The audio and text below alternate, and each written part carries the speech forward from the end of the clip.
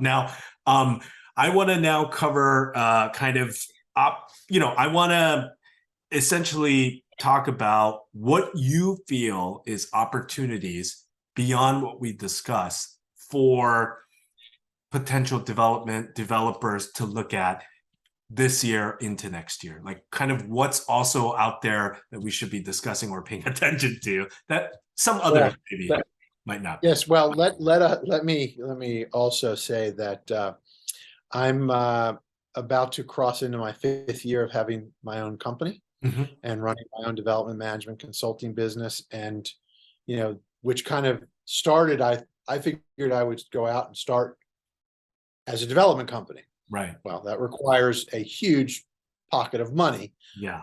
And as I did start, and got one opportunity, two opportunities to work with companies. Mhm. I've worked with developers who Mhm. just have a short bench. They don't have enough people to work on something. Right. Maybe there are developers of a certain asset class Right. and they've never worked in residential, which is my expertise. Um, Multifamily, large scale multifamily. Mhm. Um, and I work for myself by myself. I'm very focused on the projects I take for that reason. Mhm. And so when I'm out looking at things, I think I look at it with a different eye. Mhm. There are certain sites when I see an offering memorandum or I drive by something and I see a sign, I'm like, okay, that's a major intersection. That's going to be a big project. One of my old companies, even back to, I've worked for REITs, I've worked for investment banks, et cetera.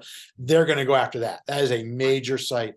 Right. And again, just so people understand, um, even within certain asset silos, Mhm. there's different tranches. Right. So there are people that I see that go after 50 units and less because that's typically by right. Mhm. And if you know that market and you've got your architect and your GC and your team of subs that build that product, that's one thing. Right. As you get to 100, 115 units, 150 units rather, Mhm. you're Mhm. starting to get to a good size. Now you get some economy of scale. Mhm. That may be a whole nother GC level, a Yep. whole nother set of subs, Right. etc. Mhm. And then you get to 200. I've always used 200 units and Mhm. above. Mhm. That's institutional grade real estate. Right. That's where you're going to have a bulge bracket GC. You're going to have major subcontractors who are ridiculously efficient, Right. very highly computer, schedule Yep. motivated. They are an operating machine. Mhm. Like we have 235 units down at 1340 South Hill. Yeah. CBG is a bulge bracket, big national developer Yeah. or national GC. Yeah. They have incredible systems, policies, procedures, best practices, etc. Your equity investors are going to be of that level. So when I look around there, I'm like, okay, you know what? I know that's going to be a dogfight amongst a bunch of big whales. Right. I've been looking for things, either one, where people bring things to me because, hey, as I said earlier, if you own a piece of property that you don't know what to do with, but Yeah. it has value, Right. you don't need to sell it or go sell your soul to another developer and Right. split. It's like, okay, we will sell we'll team up and we will let you run the project Right. Right. and take us to, and then we're just going to sit back and do that.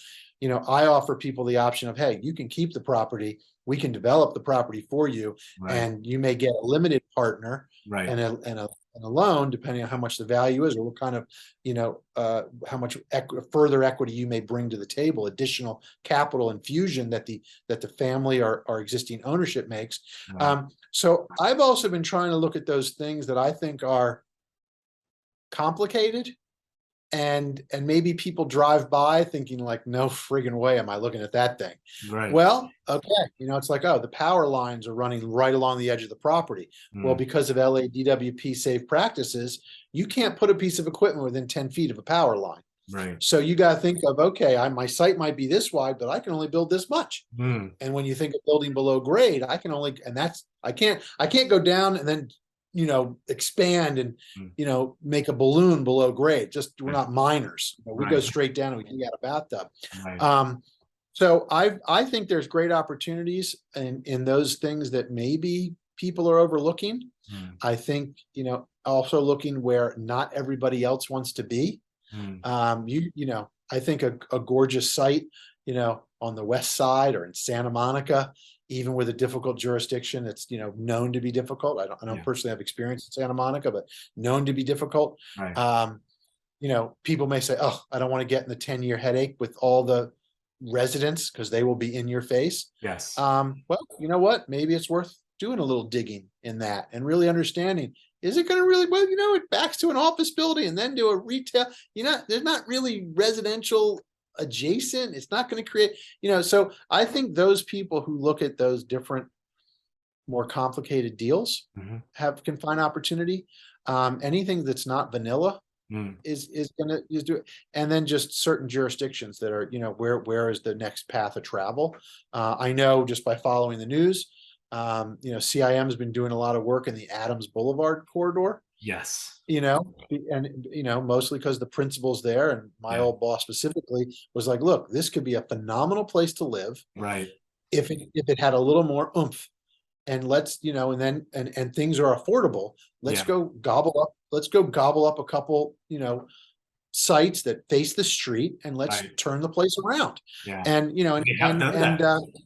yeah. And also, I think there's always opportunities wherever there's something larger being constructed. In Washington, D.C., when they built what used to be the Verizon Center, I don't even know what it's called anymore, but the basketball hockey arena, concert arena that they built in Chinatown in D.C. The minute that thing was done, and even as it started popping, just everything started popping. When they built the Nationals baseball stadium, popping. And everything changed overnight. When they built SoFi, Inglewood, popping. Anytime you're doing a major, like West Side Pavilion, when Hudson got involved and then made the deal with Google. I mean, I drive Westwood Boulevard every day. So much development happening just around that. Forget about it. It's like it's already happened. So I think those of us, in this business, try to always watch what others are doing. That is why I like LinkedIn. I like to see where are those people going. Certain people who know the Valley, they just know the Valley. Certain people know downtown LA. Certain people just know the West Side. Some people only know 50 units and less. Some people, I'm quite frankly working on things that are, I think townhouses are something that's just not something in this market. They're just not, people have a choice of buying an old house that needs a ton of work. You and I have had this chat. Or they're buying a condo that they really don't want to be in. Because there's no middle. A townhome to me is that middle step. I agree. Where I have, attached communal in that way, communal living, because I've got neighbors to the right and the left. But I do have my own space and something private and my own barbecue. I don't have to go down to a communal barbecue. And I still think that with what the multifamily housing industry has done following the hotel industry, which I think stems all the way back to like 2002, 2004, when I think it really kicked into gear. And then we really had the downturn of the condo market when renters could see, wow, I can have stainless steel appliances and I can have a granite or a marble or some really cool countertop. And my bathroom looks like, a bathroom I would see it in a hotel, versus just a plain old, sink and a toilet and a tub. What we've done in multifamily, which is great about working with talented interior designers. And when you get the architect, interior designer, landscape architect, marketing team, owner, property management, all in the room talking about what it should be, what it could look like, and always keeping things fresh. Well, how much rent are we going to be able to get? And is that going to be a real rental rate? Or are we just, if you're going to show me an apartment that needs $20,000 a month, the velocity of rental, you're going to rent very slowly. And so I think those are also interesting opportunities of what's possible in certain locations if you get creative. Even though it might still be an apartment building. What could you do? How you orient a building, John? Just based on its location, relative to which way, where's south, where's north, east, and west? How can I arrange the building? Which is why, look, I'm a licensed architect as well. That's how I started in this business.